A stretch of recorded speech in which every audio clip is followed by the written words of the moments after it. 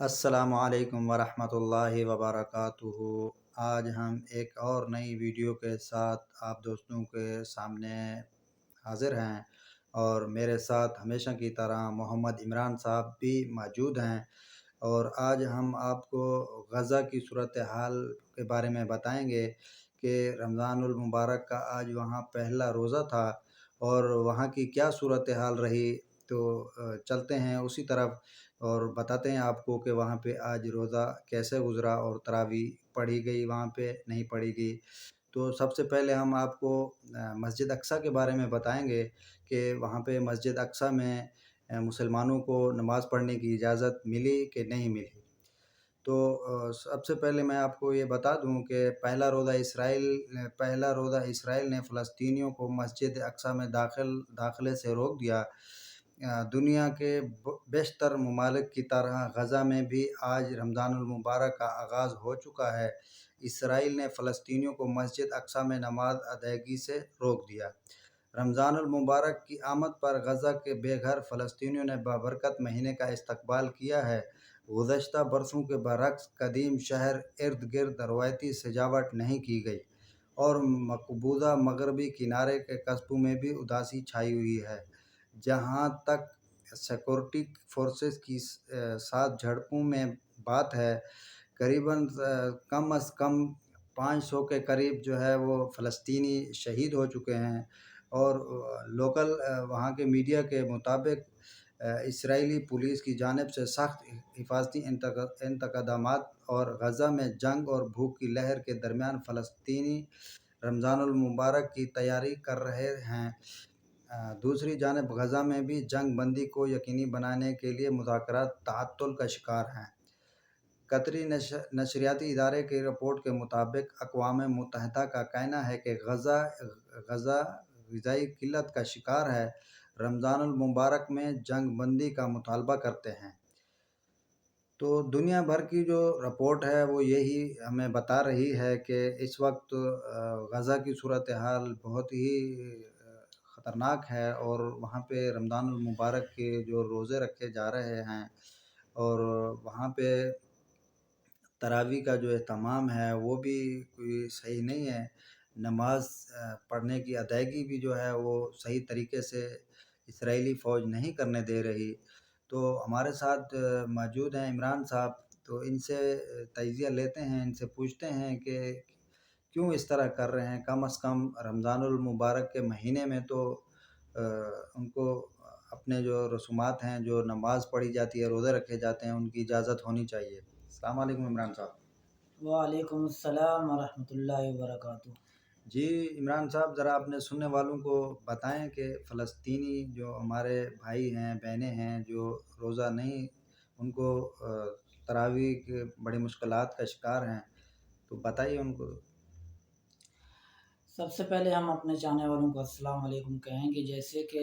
سیف اللہ صاحب نے ایک بار پھر غزہ کے حوالے سے جو ہے بات کی ہے، اور اس کے اوپر تفصیلاً گفتگو بھی کی ہے، تو ہم اپنے چاہنے والوں کو بتاتے چلیں کہ جیسے کہ سیف اللہ صاحب نے یہ کہا ہے کہ مسجد اقصیٰ جو ہے وہ مسلمانوں کو روکا گیا ہے کہ آپ یہاں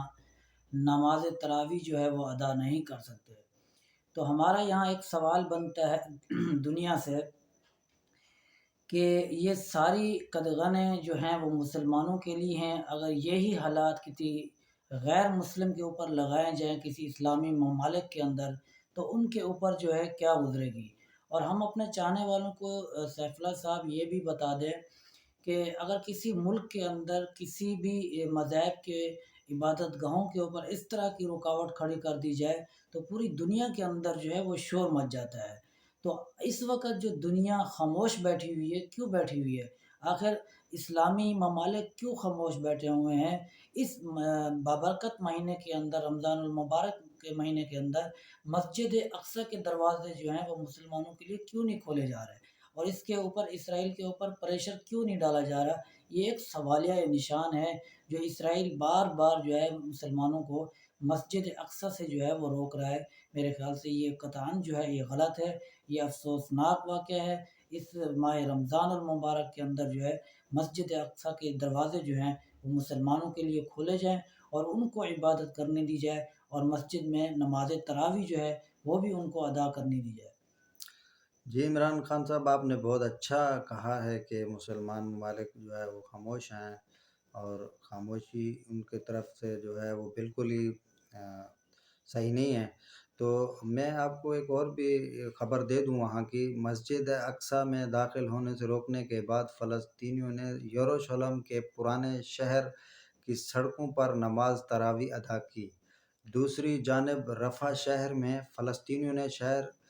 شہید ہونے والی مسجد الفاروق ملبے کے درمیان نماز تراویح ادا کی۔ تو عمران صاحب ذرا یہ بتائیں کہ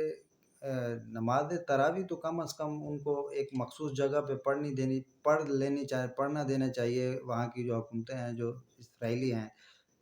اس طرح نہیں کرنا میں چاہیے۔ سیف اللہ صاحب دیکھیں، میں یہی کہہ رہا ہوں کہ جو معاملات اس وقت فلسطین کے اندر ہیں، اور جس طرح فلسطینی عوام ان معاملات سے جو ہے نا گزر رہی ہے، میں یہی تو اپنے دیکھنے والوں کو اور آپ کو بتا رہا ہوں کہ اگر اس طرح کے معاملات کے اندر اگر کسی دوسرے مذہب کے اوپر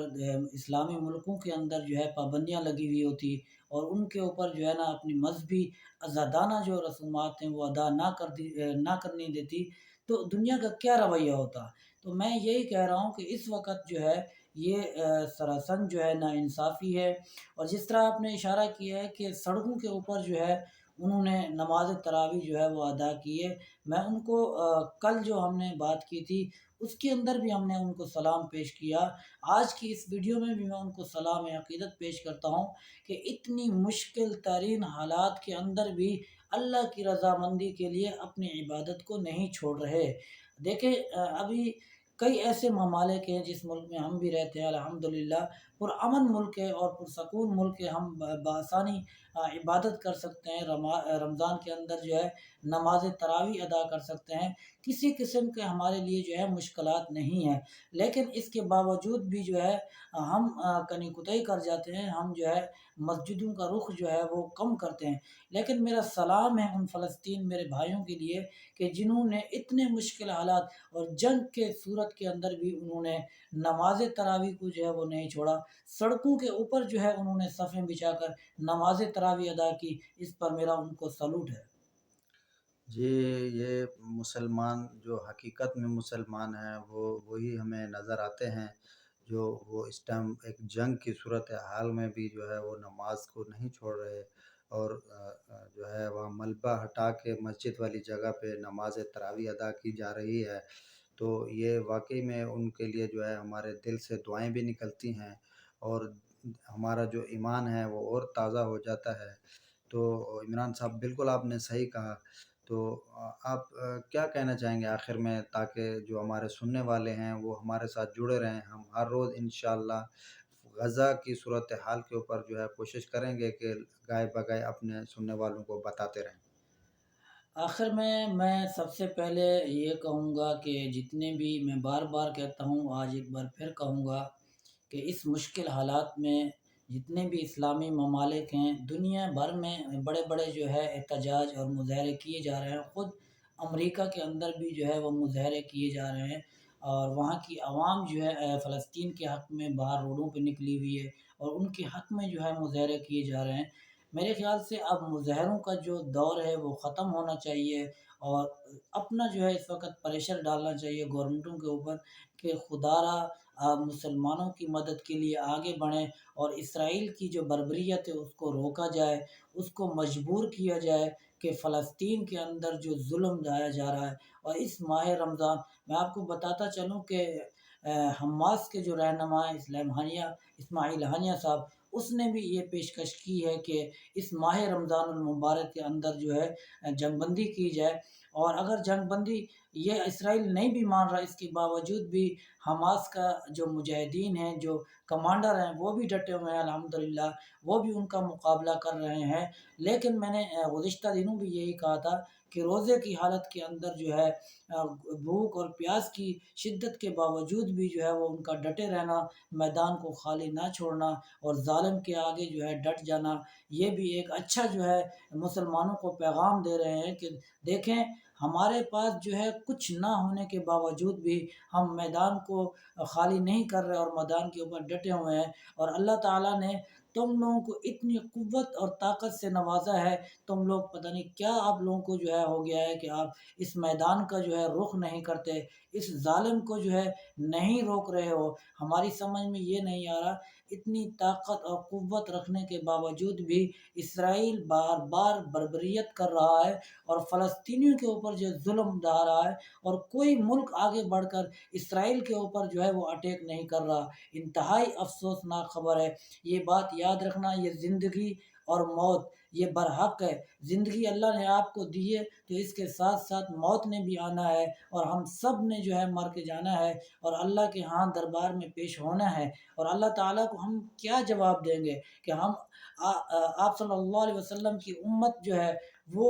دنیا بھر میں شہید ہوتی رہی اور ان کے اوپر ظلم ڈھایا، اور ہم قوت اور طاقت رکھنے کے باوجود بھی ان کی مدد کو جو ہے نہیں پہنچے۔ اور بالخصوص اس ماہ رمضان المبارک کے اندر جو سارا دن بھوک اور پیاس ہو، اور شام کو افطاری کے ٹائم ان کے پاس پینے کا جو صاف پانی ہے وہ بھی مہیا نہ ہو۔ میں آپ کو سیف اللہ صاحب اور اپنے دیکھنے والوں کو یہ بتاتا چلوں کہ ہمیں خبر ملی ہے اس وقت، انہوں نے وہاں سے جو خبر آئی ہے وہ یہ ہے کہ وہاں کی عوام جو ہے روزے کی، ان کا پہلا جو روزہ تھا روزے کی حالت میں شام کو افطاری کے ٹائم جو ہے سمندر کا پانی استعمال کر کے جو ہے انہوں نے روزہ افطار کیا۔ ہے اللہ ہم کہاں ہیں، ہم مسلمان کہاں رہ گئے، ہماری مسلمانیت کہاں پہ کھڑی ہے کہ اتنا ظلم اور تشدد ہونے کے باوجود بھی، قوت اور طاقت رکھنے کے باوجود بھی ہم ان مسلمان فلسطینیوں کے لیے آگے کیوں نہیں بڑھ رہے، اور اس اسرائیل کو ہم جواب کیوں نہیں دے رہے؟ آخر کب تک نہیں دیں گے؟ مر جانا ہے، یہ قوت اور طاقت جو ہے ہمیشہ کے لیے ختم ہو جانی ہے۔ میرے اللہ کی ذات اس دنیا میں باقی رہنی ہے، اور مرنے کے بعد ہم سب نے جو ہے جواب دینا ہے۔ تو خدا را مسلمانوں، فلسطین کے مسلمان ماؤں بہنوں بیٹیوں کے لیے آگے بڑھو اور ان کی مدد کرو، اور اسرائیل کی بربریت کو روکو اور اس کو جواب دو۔ اسی کے ساتھ ہی میں اپنے چاہنے والوں کو بتاؤں گا کہ اس ماہ رمضان میں خصوصاً ان کے لیے دعاؤں کا اہتمام کریں، اور بار بار اللہ سے گڑ گڑا کر دعا مانگیں، یا اللہ ہم کمزور ہیں، ہم ان کی مدد کے لیے نہیں پہنچ پا رہے، ہمارے بس میں اتنا ہے کہ یا اللہ ہم تیرے سے دعا مانگ سکتے ہیں، اور ہمارے حکمرانوں کو ہدایت دے کہ یا اللہ وہ فلسطین میں جائیں، فلسطین کے اندر مسلمانوں کی مدد کریں، مسلمانوں کی نصرت کریں، مسلمانوں کی ماؤں اور بہنوں کی دوپٹوں کی عزت کے لیے جو ہے ان کی جانوں کی حفاظت کریں۔ تو میں اپنے مسلمانوں کو یہی کہوں گا کہ اس ماہ رمضان کے اندر جو ہے آپ ان کے لیے خصوصاً دعاؤں کا اہتمام کریں۔ اسی کے ساتھ ہی السلام علیکم۔ وعلیکم السلام۔